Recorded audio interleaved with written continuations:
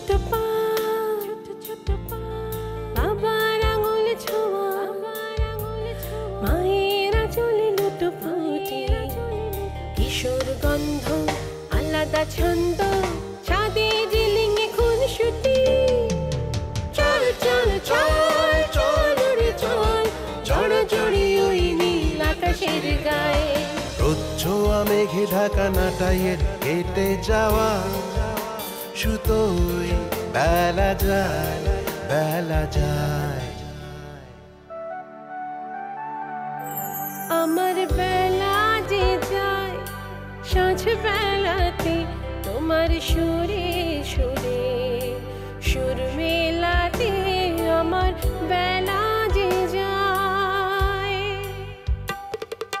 বেলা যায় গান গায়, বাড়ে ভালোবাসা স্বপ্ন অভিমান, ভেসে আসে কোন আশে, ঘোরল এক শেষ বিকেলের গান।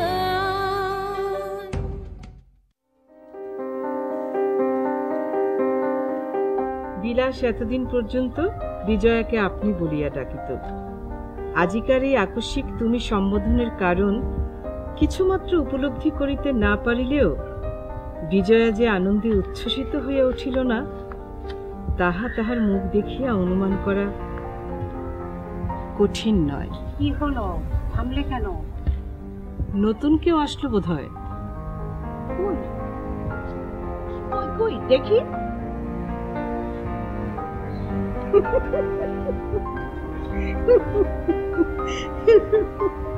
কি হয়েছে, হাসছো কেন?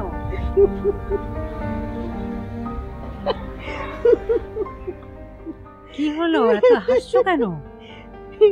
জানেন, আমি না আমার মধ্যে একটা অদ্ভুত পরিবর্তন লক্ষ্য করেছি। সেটা কি?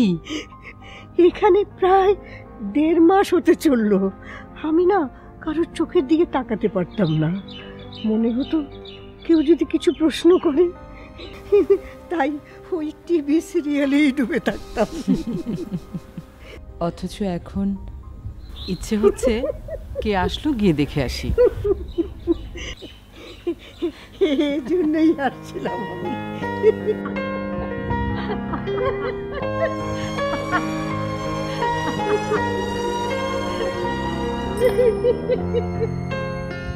কি ব্যাপার, কি নিয়ে হাসাহাসি চলছে তোমাদের মধ্যে? ডাক্তার ছেলে মেয়েগুলি খুব ভালো, তাই না? কালকে নাতাশা মেয়েটার কথা শুনে, অথচ কি হাসি খুশি দেখুন, দেখে বোঝা যায়। বলুন,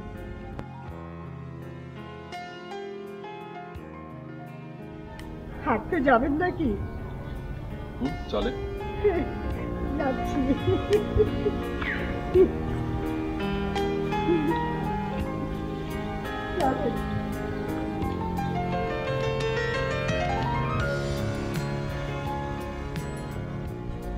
চলো না একটা কাজ করি, আমরা দুজনে এখানে কেন এলাম, কিভাবে এলাম ওদেরকে একটু বলি, তাহলে সত্যি বলার সংকোচটাও আমাদের কেটে যাবে। আমাদের আশাটা তো অন্য সবার মতো না। তুমি আমার হাত ধরেছিলে, না হলে তো।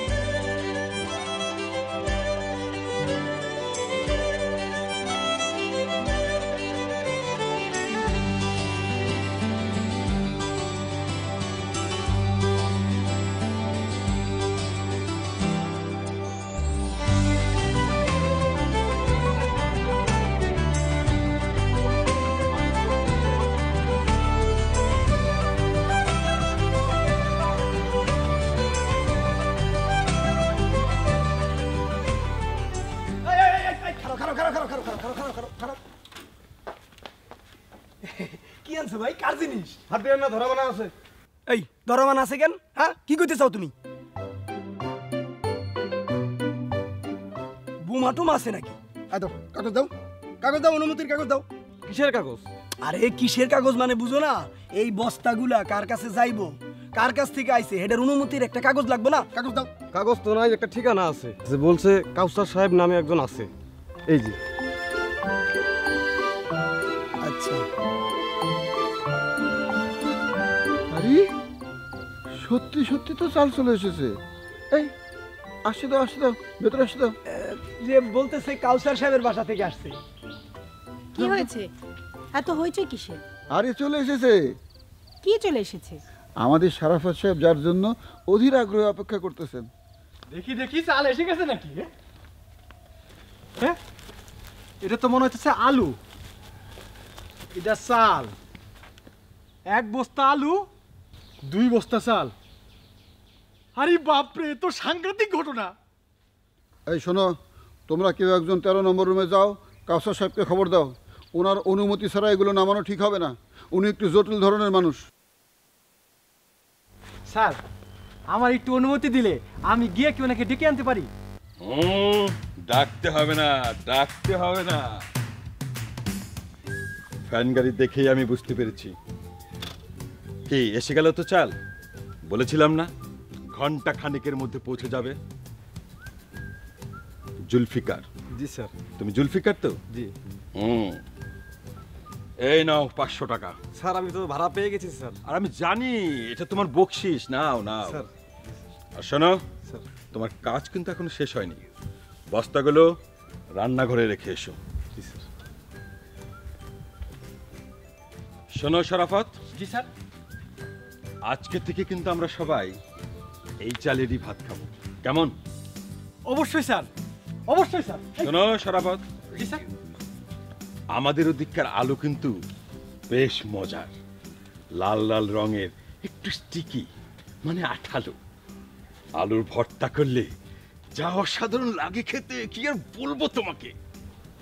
স্যার, বেয়াদবি না করলে একটা কথা বলি স্যার। বলো।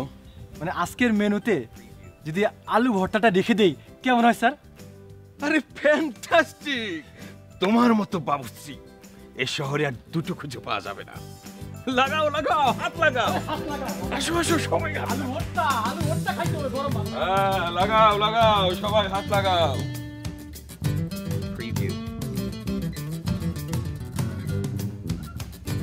তোমরা যে যাই বলো না কেন, আমি কিন্তু ভীষণ ইমপ্রেসড। আমার কাছে না পুরো বিষয়টাই কেমন যেন গল্পের মতো মনে হচ্ছে। যেমনটা ধরো আকবর দি গ্রেট, সে যেমন রাতের অন্ধকারে ছদ্মবেশে বের হয়ে রাজ্যের অবস্থা বুঝতে চাইতে, ঠিক তেমনি উনি ছদ্মবেশে আসেননি। You are too dramatic.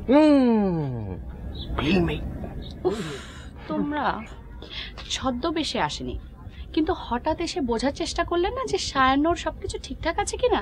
হ্যাঁ, 2 মাস পর ওনার সময় হয়েছে অন্য সব বিজনেস অর্গানাইজেশন সামলে। প্রফিট অর্গানাইজেশন, আর এটা নন প্রফিট অর্গানাইজেশন। উফ, ইউ টু রুড। আর অর্ণব, আপনি ওখানে ছিলেন না, আপনি দেখেননি, আমি দেখেছি। উনি যে কি কনসিয়াস প্রত্যেক অ্যাটেন্ডেন্টের জন্য। রহমান সাহেবের অসুস্থতার কথা শুনে উনি কি যে আপসেট ছিলেন। রহমান সাহেব কি ওনার পরিচিত? উনি কিভাবে চিনবে? তাহলেই বোঝো, জাস্ট একজন অ্যাটেন্ডেন্টের প্রতি ওনার। কাল হঠাৎ শুনে ওরকম এক্সপ্রেশন দিয়েছে। দেখো আজকে ভুলে গেছে। আর কোন খোঁজ খবর নিয়েছে? নেয়নি। আর যদি নেয় তাও 2 মাস পর। 3 মাস হতে পারে সেটা। হাই, তোমরা এখানে? সৌমিক স্যার কোথায়? কেন, কি হয়েছে? আরমান বস ফোন করেছিল এবং আমাকে বললো that he just booked a cabin at the Bangkok hospital for mister Rahman. আমরা যারা অর্গানাইজেশনে কাজ করি, I think we should give him a little more respect. আমি ওনাকে নিয়ে ভীষণ মুগ্ধ।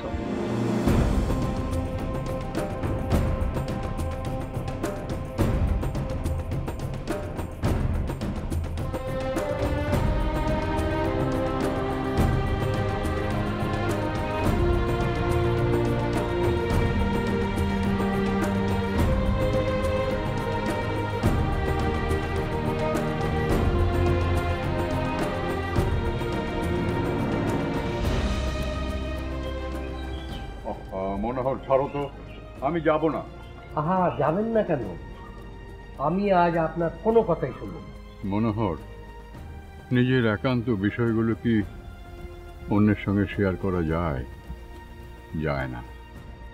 আমিও তাই ভাবতাম, কিন্তু ওরা এতটাই আপন করে নিয়েছে।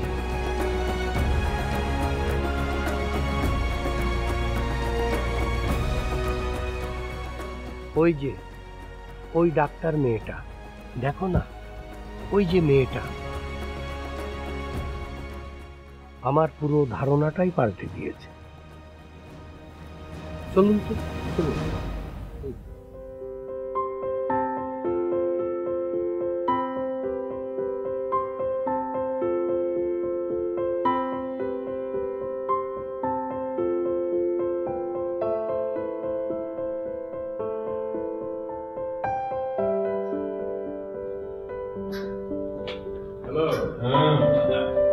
এই ওষুধগুলি সব 5 নম্বর আছে, তাকে খাই।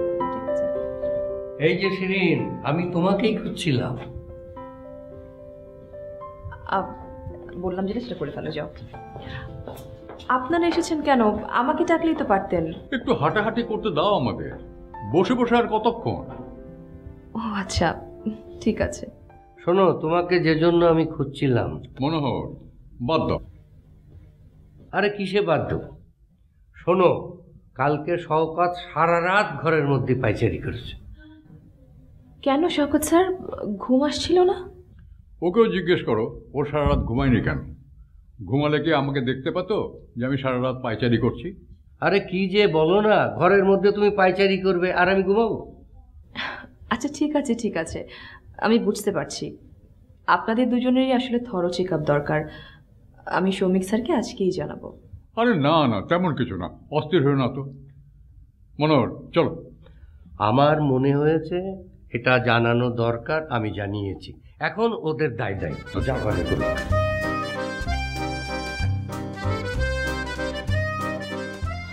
রাজীব, জি বলো। আমার সাথে মনোয়ার সাহেব আর শওকত সাহেবের দেখা হলো, তো ওনাদেরকে দেখে মনে হলো ওনাদের শরীরটা বোধহয় খুব একটা ভালো যাচ্ছে না, একটা থরো চেক আপের প্রয়োজন। তো আমি ডক্টর সৌমিকের কাছে বলতে যাচ্ছি বিষয়টা। তবে কি জানেন, কথা বলে মনে হলো ওনাদের মনটা বেশ ফুরফুরেই আছে। দেখুন শিরিন, মন ভালো থাকাটাকে কম ইম্পর্টেন্স দিলে চলবে না। জি, ওটাই তো আসল।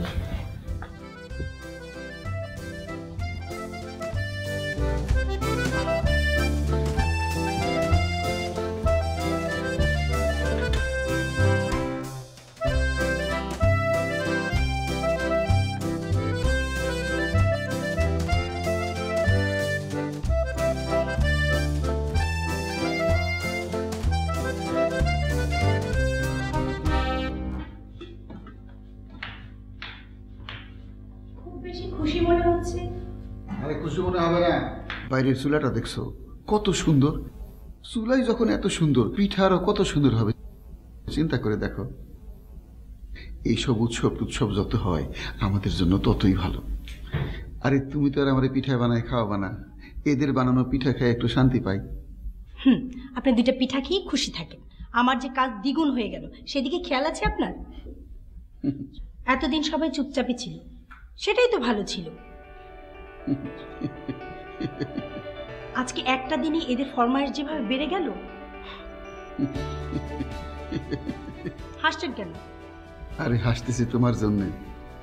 এই কাজ বাড়ার অজুহাতে তোমার বোনরে কেমনে চাকরিতে ঢুকাই দেই দেখো। সত্যি? সত্যি না তো কি মিথ্যা? শোনো, কাল ফুলে না থেকে পুরা দমে পিঠা তৈরির কাজে লেগে যাও। সবাই দেখাও যে তুমি এক হাতে সব করতেছো। এই যে নাও, কাল ফুলে নাও। পুরানি আগে নারিকেল করা শুরু করে দাও।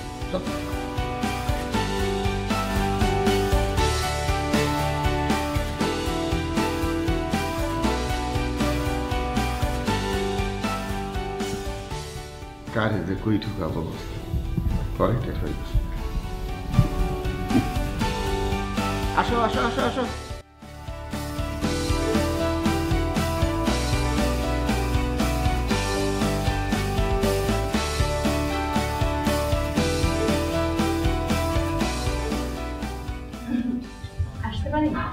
আরে তুমি এসো, বসো।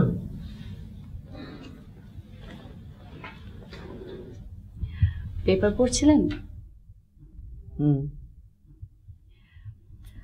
মনে করে চোখটা দেখে নিন। আমাদের এখানে একজন আই স্পেশালিস্ট প্রতি মাসে 2 বার করে আসে। ওনার নাম হচ্ছে ডক্টর আলিমুজ্জামান। আমরা ওনাকে ডক্টর আলী বলে ডাকি। আচ্ছা,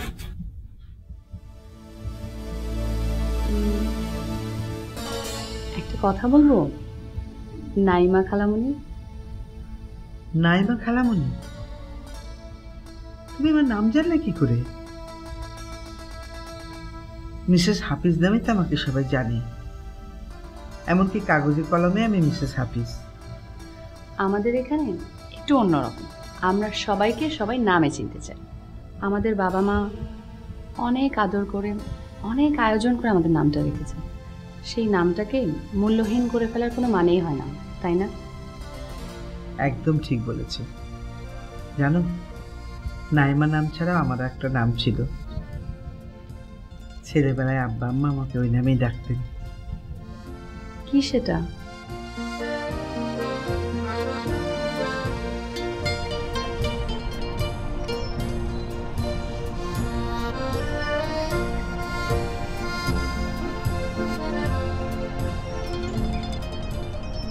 পাখি। পাখি? পাখির মতো চঞ্চল ছিলাম তো। গাছে উঠতাম, সাঁতার কাটতাম, সারাদিন লাফালাফি করে বেড়াতাম। আম্মা বসে রাশ ধরে টানতেন, কিন্তু আমার আব্বার অসীম প্রশ্রয় ছিল। তারপর কি হলো জানো? কি? ও, আমি এবার একটু বেশি কথা বলে ফেলছি। তাতে কি হয়েছে? আমি তো আপনার ছেলের বয়সী।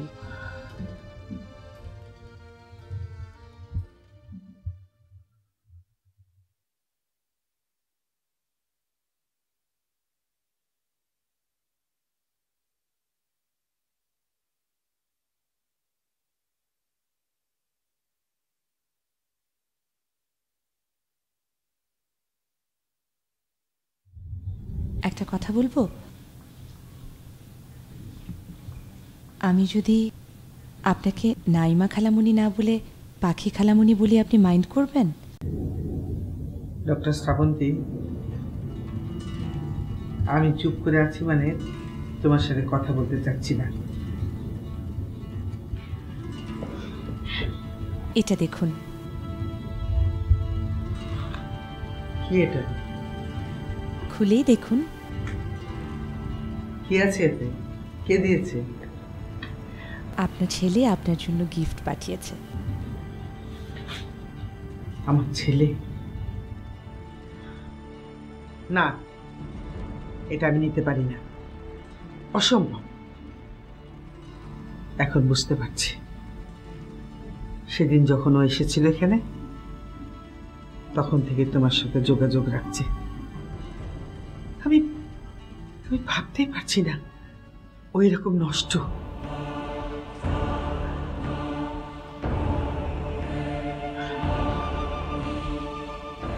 নষ্ট? তোমাকে কিছু বলিনি, রুশোকে বলেছিলাম। আমি খুব খুশি হব এরপর ও আসলে যদি তুমি কথা না বলো, নইলে ডক্টর সৌমিককে বলতে বাধ্য হবে।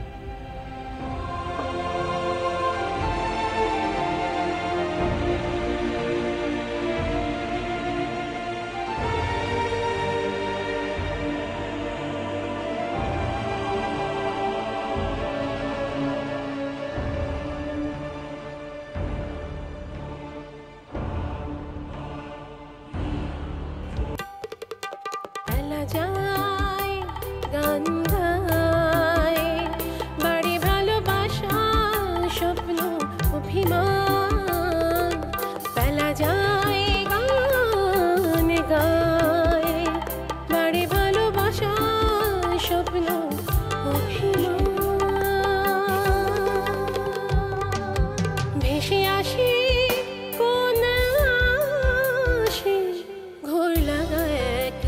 শেষ বিকেলের গান ভেসে আসে কোন আশে ঘোরল এক শেষ বিকেলে